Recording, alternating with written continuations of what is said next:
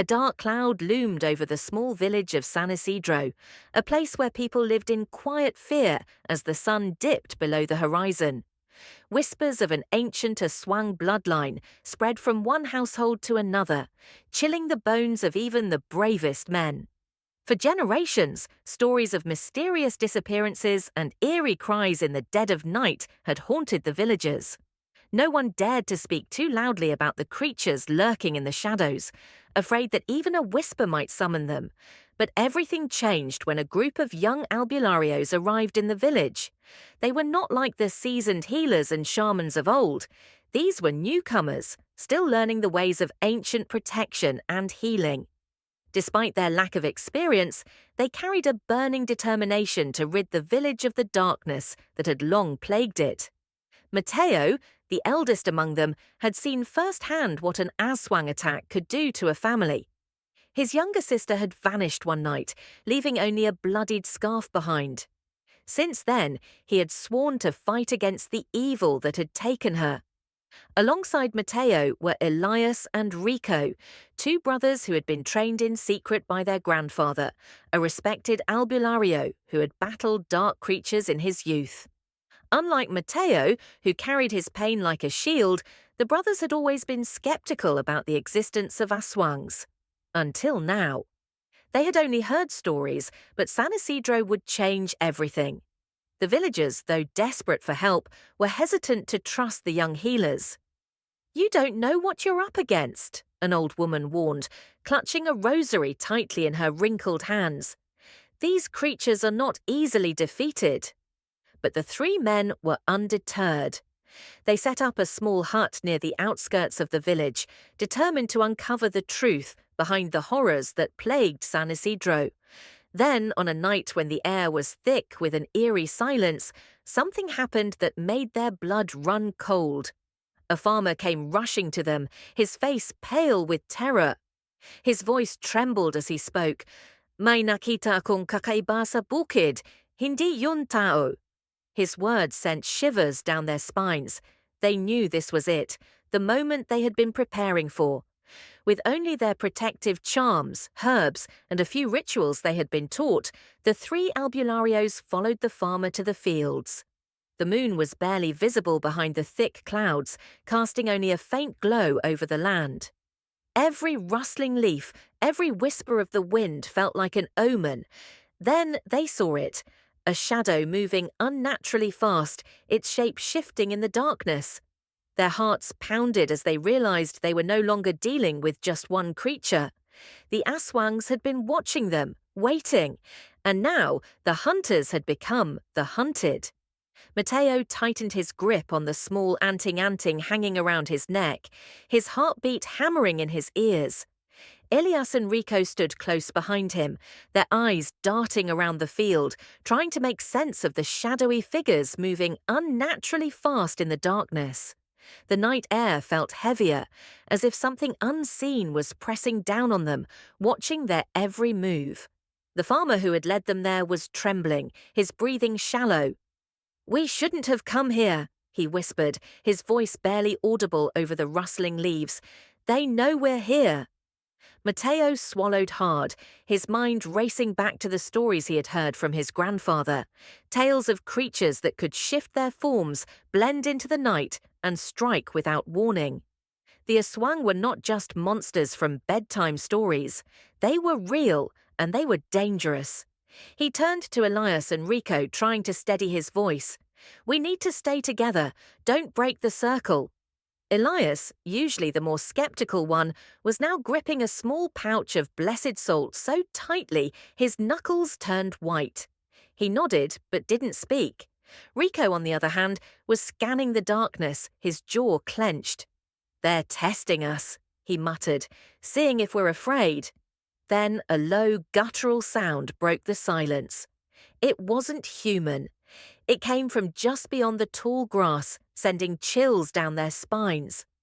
The shadows shifted again, moving with an unnatural fluidity, as if they were gliding rather than walking. The wind carried the faint scent of something metallic. Blood. Mateo took a deep breath, forcing himself to focus. He had trained for this. even if he had never faced an Aswang before. He reached into his satchel and pulled out a small vial of sacred oil, dipping his fingers into the cool liquid before pressing it to his forehead. The others followed suit, their movements stiff but determined. Another sound. Closer this time. The shadows were circling them now, tightening like a noose. The farmer let out a shaky breath, gripping his wooden cross. "They don't want us here," he whispered. Mateo's mind raced. This was no ordinary encounter. The creatures weren't attacking outright. They were waiting, watching, studying them. And that terrified him more than anything else. The silence stretched between them, thick and suffocating. The only sound was the rustling of the tall grass, as if the wind itself carried whispers from unseen mouths.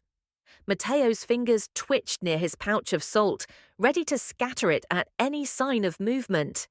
Rico's grip on his wooden dagger tightened, his knuckles pale under the moon's dim glow. Ilias shifted uneasily, his body tense like a coiled spring. The creatures in the darkness were not rushing to attack, and that was what disturbed them the most. The farmer took a slow step back, his breath ragged. "I shouldn't have come," he muttered, his voice almost swallowed by the night. "They know I told you. They don't forget." His words sent a fresh wave of unease through the group. If these creatures remembered those who opposed them, what did that mean for the young Albularyos? Would they be marked now? Mateo's thoughts spun as he glanced at the shifting shadows. These were no ordinary Aswang. They moved with precision, intelligence. It wasn't just instinct driving them, they were calculating, waiting for something. He had read about this in old writings but had never believed it to be real. Some bloodlines of Aswang were different, more ancient, more patient. Unlike the mindless creatures that simply fed, these ones observed, studied their prey before making a move. A branch cracked somewhere in the darkness. The sound sent a jolt through Elias, who instinctively scattered a handful of salt in the air. The grains sparkled in the faint moonlight before falling to the ground. For a moment, nothing happened. Then, from the shadows, a low growl rumbled, deep and menacing. Whatever was out there did not like that. Rico exhaled sharply. "We can't stay here," he said under his breath. "If they're waiting, it means they want us to be afraid. If we let fear control us, we've already lost." Mateo knew he was right, but something still held him in place. It was the way the shadows moved, not like mindless predators, but like something more. A dark intelligence lurked within them. What if the Aswang weren't just watching them? What if they were studying them for another reason? The thought sent a cold chill through his spine. These creatures were not attacking because they had never faced someone like them before. Young Albularyos, fresh and untested. They weren't just prey, they were something new. And the Aswang were deciding what to do with them. Then, without warning, a sharp, inhuman cry pierced the air. The shadows burst into motion. The sharp cry echoed through the night, sending a wave of panic through the group. Mateo barely had time to react before the shadows around them exploded into movement. Dark shapes darted between the trees, their bodies twisting unnaturally as they closed in. The air grew thick with an unshakable presence, something ancient and hungry. Rico was the first to move. With a quick motion, he threw a handful of salt toward the nearest shadow. The grains seemed to sizzle in the air, and for a brief moment, a figure recoiled, letting out a guttural hiss. But it didn't retreat. Instead, it only seemed to grow angrier. "They're testing us," Elias whispered, his voice barely above a breath.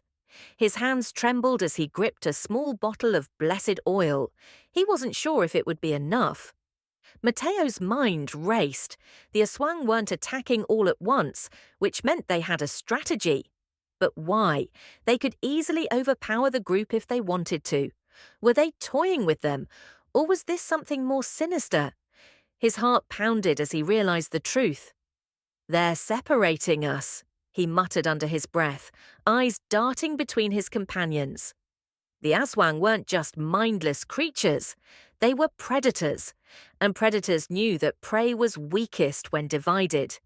Before he could warn the others, a dark figure lunged from the trees, faster than anything human.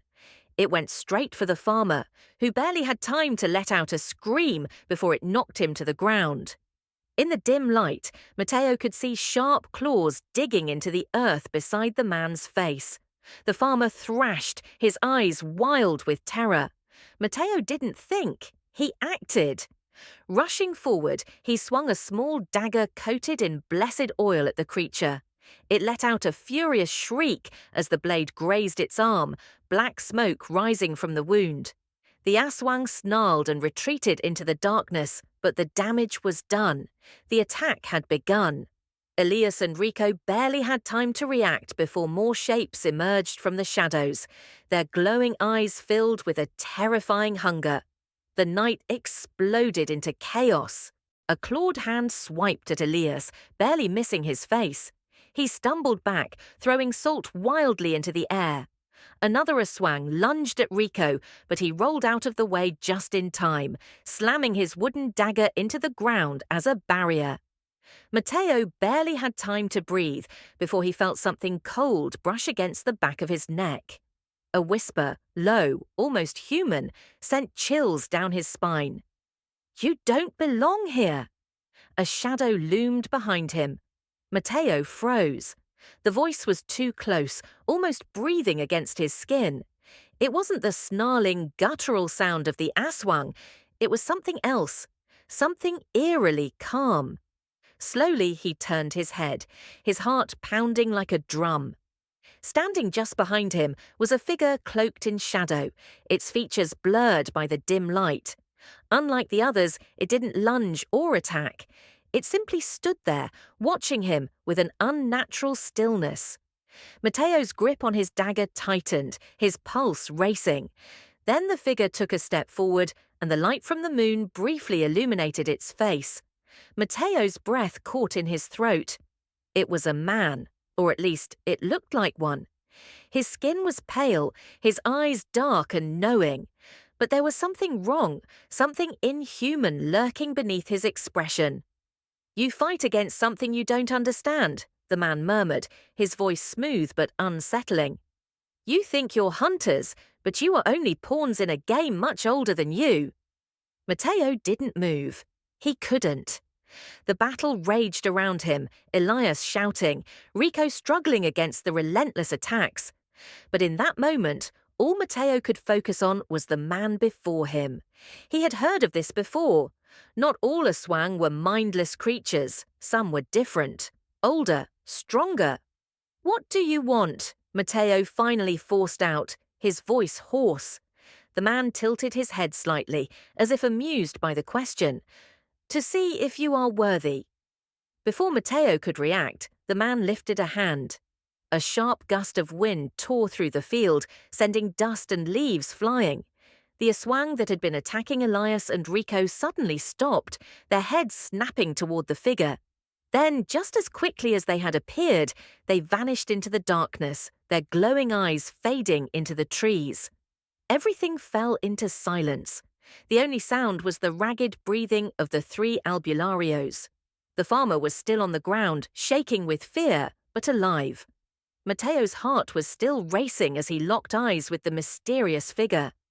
"You are not ready," the man said simply. And then, in the blink of an eye, he was gone. Matteo's knees felt weak. He turned to Elias and Rico, who looked just as shaken as he felt.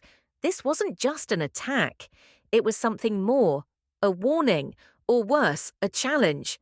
Matteo's breathing was heavy as he scanned the darkness, searching for any lingering movement. But the Aswang were gone. The air, once thick with tension, now felt eerily still. Rico helped the farmer to his feet, while Elias wiped sweat from his brow, his hands still shaking. The fight had ended as suddenly as it began, but the unease in Matteo's chest refused to fade. "They left," Elias murmured, his voice uncertain. "Why would they leave?" Matteo didn't have an answer.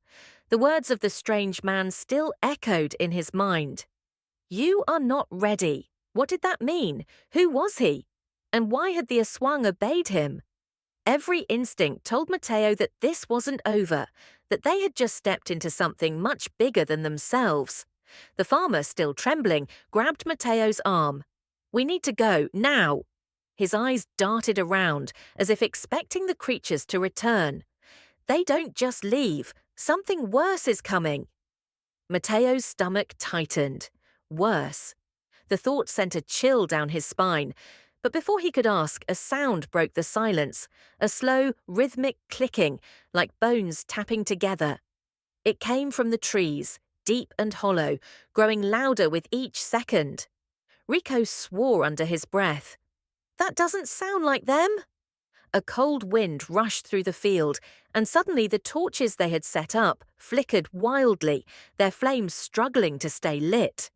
Matteo's hand instinctively went to his anting, gripping it tightly. A new presence filled the air, heavier than before. It wasn't the Aswang, it was something older. Then, in the distance, just beyond the tree line, a figure stepped forward. It was taller than any human, its body cloaked in darkness. Its glowing eyes burned like embers, locked onto them with an unnatural intensity. The clicking sound came from its hands, long skeletal fingers tapping together as if it were thinking. Matteo's blood ran cold. This wasn't just another Aswang. This was something else entirely, something that had been watching all along. The figure didn't move, didn't speak. It only stood there, its presence alone enough to make the earth feel unsteady beneath their feet. And then, without warning, it smiled. Matteo's breath hitched as the figure's eerie smile sent a wave of dread through him. It wasn't just watching, it was enjoying this. The way it stood, motionless yet fully aware, sent a deep, primal fear crawling up his spine. The clicking of its fingers was slow, deliberate, as if it was waiting for something. Rico took a cautious step back, gripping his dagger tightly. "Matteo, what is that?" he whispered. Matteo didn't know.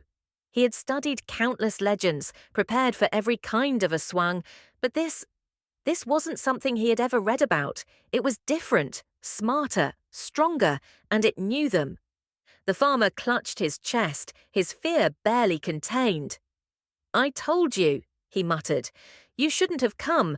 This isn't just a fight, it's a warning."